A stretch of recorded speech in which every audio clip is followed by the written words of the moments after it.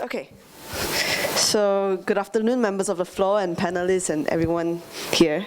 I'm Tabitha from Sarawak. Anyway, I think what my presentation today will be actually very similar to what my fellow panelists presented today. It's just that mine will be in a different voice with slightly more technical, me being an administrative secretary and all, very technical. Anyway, I come with a slight discontent that I am tired of being called DLL already. I'm tired of being called Dan Lain Lain. I'm tired of ticking the checkbox, Dan Lain Lain, and then writing there, I'm Iban, blah, blah, blah, And what does that say about One Malaysia? What does it say about Malaysia, truly Asia, and stuff like that? So, which is why I thought that, we have to address today's topic by first talking about cliches.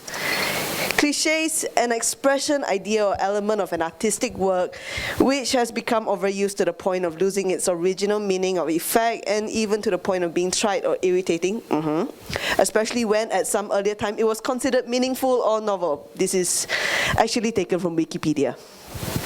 Anyway, so when we talk about slogans like unity in diversity, we talk about One Malaysia, we talk about Malaysia, truly Asia, are these cliches?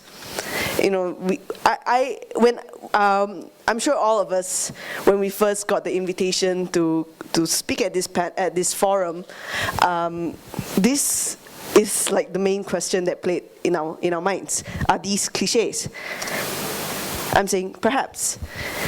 After all these years, of having slogans, branding, and things like this, how many of us here still actually believe in these? How does it still carry any meaning for us, or are we living in really such a reality where unity really exists in diversity, or a reality where One Malaysia is a lifestyle, a reality where Malaysia truly is Asia, where even if your neighbor is Bangladeshi or Nepali, you still accept them just as it is because they are Asian, Malaysia truly Asia. So, every time when I talk about unity and diversity or One Malaysia, I always go back to Sarawak. Yeah, I'm from Sarawak, I'm very hardcore Sarawakian. I'm born and bred in Kuching. I lived there for practically my entire life. But one thing I see in my life is that no one actually, who you are, back then when I was younger, it really didn't matter at all. My mom's Chinese, my dad's Iban, and when that gives me the benefit of both worlds. I get to eat my banso and then get to get ang paos during Chinese New Year, which is like the best thing ever. Anyway, but it really didn't matter when I go back to my longhouse and people will be like, oh, anak Cina, that kind of thing. No one mentioned, no one said that. Or if I go to my grandparents' place, no one would actually mention that they call Lakia or Daya. It's more, kind of a derogatory term. Okay, never mind. But no one actually said that because it really didn't matter. Only when I reached high school, then it really started to say, oh, you're mixed blood, you're none of us, you're not one of us. You are, I am neither this nor that. I have no way to categorize myself. But let me move on. I'll save that for later. But back then, this was like 20 years ago. 20 years ago, why did it work in Sarawak? First thing, there is absolutely no need to be sensitive about everything, except history. I totally agree with Jofan that, history should be preserved, how we came, how we become Malaysia. The truth of it should not be compromised. But anything else, race, religion, there's no need to be sensitive about everything. Before I came, I was talking to a friend of my dad's. He was just sharing about how it was during his school days, where he and the other Malay fella, I have to use race here, he was offering char siu to him. Dayaks are known to love their pork, and he didn't know that Malays at that time couldn't eat pork. So he innocently, naively just offered him, hey, you want to eat? It's really good. The intention of it was that the char siu was good, but he offered it to him. And the Malay classmate politely declined and said, no, thank you, I don't eat pork.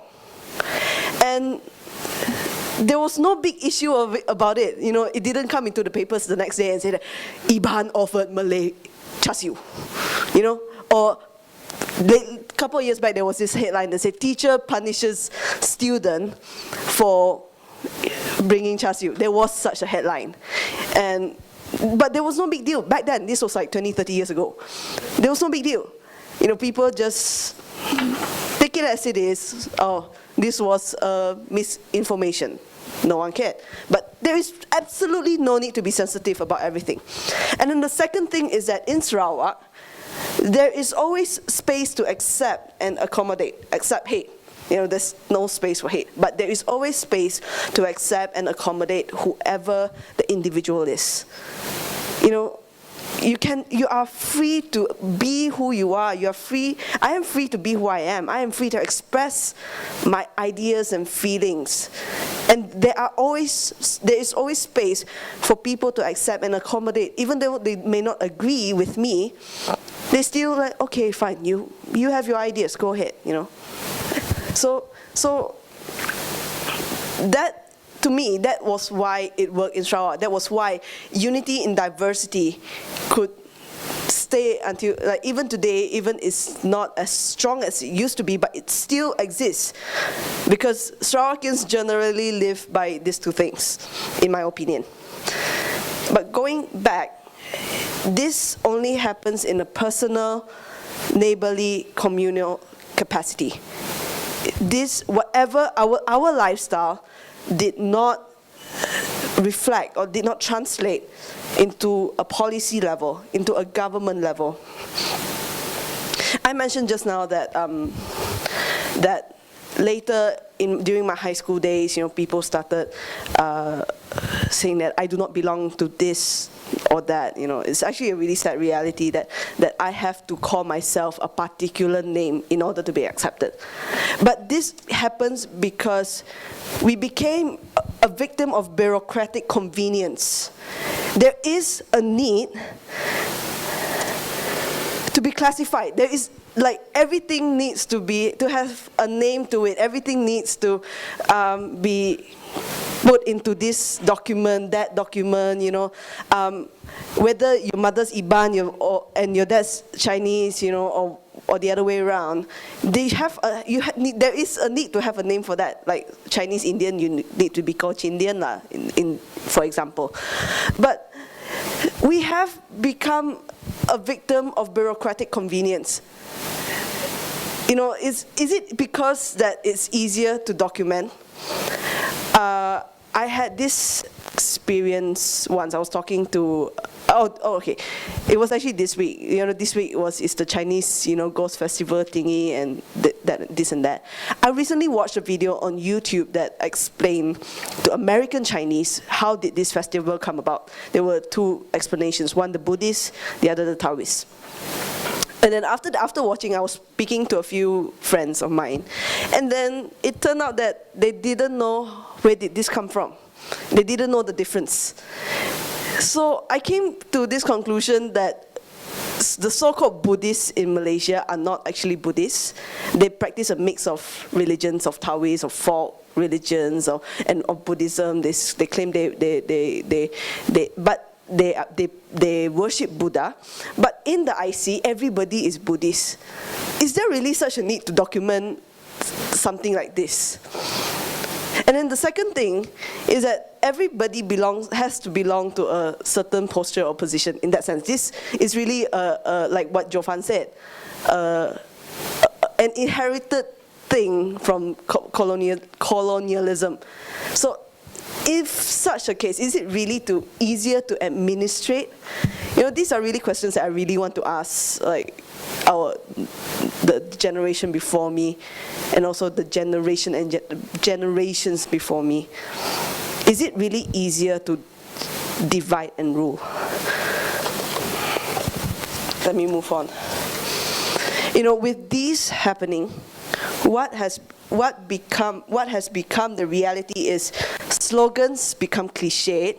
It becomes meaningless because we are not living out the diversity our nation has to offer.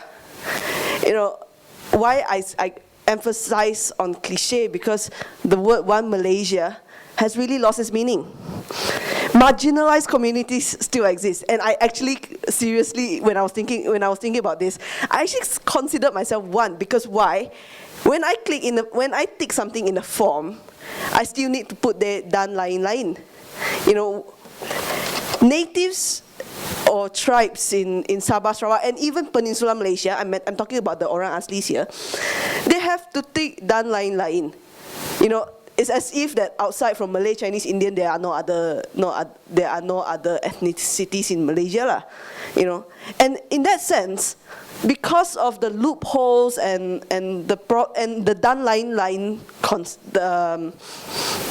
concept or whatever it is, we lose out on privileges. We lose out on so many things, on protecting our land. We lose out on getting into the best schools. We lose out on getting scholarships and things like that. And we are being deprived of our right to have IC, our right to have a birth cert to prove that yes, we are Malaysian, whereas other people are, they just come in and get an IC and say that they're Malaysian. I'm not naming names, but in light of all these, is there a possibility of an administrative reform? We have to move forward from what we are facing today. There is a need to reform, especially on an administrative level. And I'm saying yes. The first thing we can do is to remove race and religion from our forms. I'm excluding census, because census you have to classify everything. But remove race and religion from our forms. Lately, this past month, I've been doing this voter registration drive, and I always have this awkward moment of going into, hello, miss. Sorry, I've copied all your information, and I just need one more thing. What is your religion? And then the person would be like, Christian. Oh, okay, thank you. And I'll be like, oh, thank you. All right, Christian. The thing is, why does being Christian have to do, or why does being Muslim have to do with voting? It doesn't really make sense, because whether I'm Christian doesn't affect, or whether I vote BN or PR or whatever, just take it away. We do not have to classify everybody until that level of detail. And then the second thing that I think that there should be a reform is to rewrite textbooks to truthfully portray our diversity. Malaysia is so rich. Currently, our textbooks just talk about Malay, Chinese, Indian, and occasionally you see the lady in the Iban costume and another lady in the Kadazan costume, just like the one that you showed, the picture that Rahman showed just now. That is pretty much diversity in that sense. But actually, I Googled up and I found all these.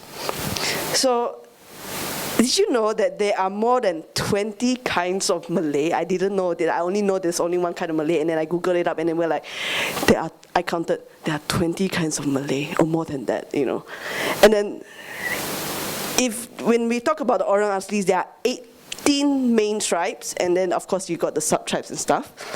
There are more than 10 Chinese dialects spoken in Malaysia, all with distinct cultures.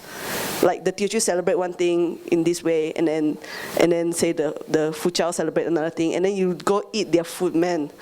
You talk about Chinese food, it's endless, because every dialect group have their own cuisine. And then I also found out that, actually this I know quite a while, that Sabah and Sarawak have each over 30 tribes with only a handful overlapping. And then the next thing I found out was there are also at least 6 Indian languages spoken in Malaysia. This I didn't know, because in Sarawak, honestly, there are only probably about 7,000 Indians in the entire state. So when we see Indians, we're like very happy because we get to eat roti canai. That's the only thing we know. But I didn't know that there are at least 6 Indian languages spoken in Malaysia. And of course, you know, now that the cities in Malaysia is becoming more and more metropolitan, you got a lot of immigrants coming in, it brings a whole new level of diversity. And the thing is that we need to truthfully portray all these in our textbooks. We need to teach our younger generation that Malaysia is a country that is so rich. It has, you know, you got people from different backgrounds and different languages. That these are the things that we can pass on, you know, the history that they bring together with them. How did this first wave of immigration come in? Second wave of immigration come in? How did Malaysia become Malaysia today? These are the things that we can teach our younger people, our younger children. I didn't know all this until I really go seriously Google it up. But I'm glad I did. Because now I know that Malaysia is so much more rich than what meets the eye. But when all is said and done, you know, when all is said and done, we have to come to the realization that unity in diversity starts from unconditional acceptance. This is not something that's very easily done. Everybody, it is more convenient, like what the whole day we've been talking about the word convenience and easy. You know, it is more convenient to stick to your own flock. It is more convenient to just, okay, I do what I do and then I ignore everyone else, you know. But to accept others unconditionally just as they are, that takes courage, that takes boldness, and that takes strength.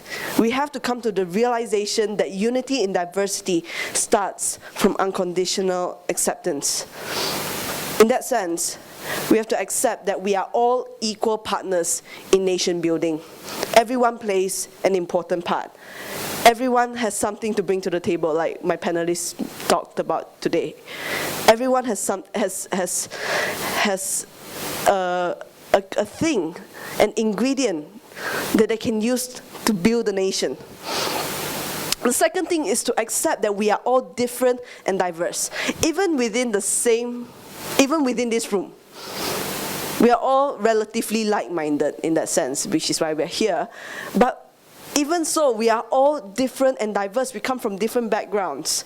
We have different people bringing us up, you know, that kind of thing. And we are influenced by different things. And in that sense, we have to start learning to live with each other, because we are different. And we have to accept that. And then the third thing to accept is that accept that bureaucratic convenience will cause more divide. Like what I said just now, you know, trying to classify everything, it really just causes more harm. And actually, honestly, how we classify things today, it really is quite, it's a big mistake lah. There's a lot of mistakes when we classify things like what I talk about, the Chinese being Buddhist and all those. But anyway, accepting that bureaucratic convenience will cause more divide will bring us to start questioning the system in that sense. And we will start working to taking away bureaucratic convenience. We will start living in a more inconvenient way. But in that sense, everybody is happy. Everybody will live in harmony, you know. So, and of course, it has to start with me. It starts with you. Like what Rahman said, it starts with the family. We have to start teaching our younger, the kids that that Malaysia is richer than what we see. We have to start treating our neighbors as they are. We don't accepting our differences. So to end this, I would just like to say that one Malaysia, Malaysia truly Asia, unity in diversity will all remain cliches until there is unconditional acceptance. But until that truly happens, please do not let your neighbor feel that he or she is not allowed to be a Malaysian. Thank you.